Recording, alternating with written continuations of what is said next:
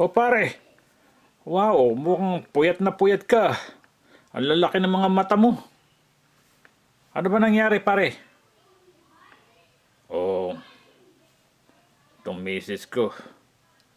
Pinakain niya ako ng Korean bag. Ngayon, hindi niya ako pinapatulog. Talagang gustong gusto niya itong epekto ng Korean bag sa akin.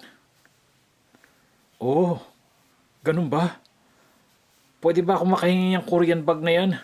Kasi itong misis ko lagi na lang nasa trabaho, hindi ako pinapansin. Baka pagka kumain ng Korean bag, uh, you know, magustuhan niya ako. Puy ate niya rin ako.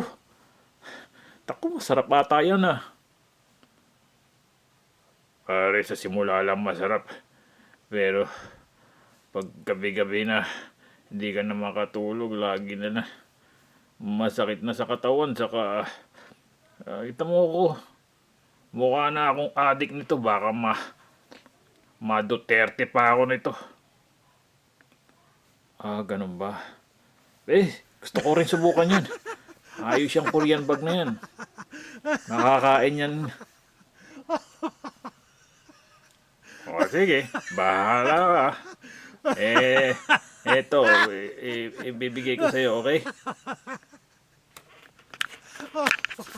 Mga kaibigan, naniniwala ba kayo na ang Korean bag daw ay pampataas ng libido?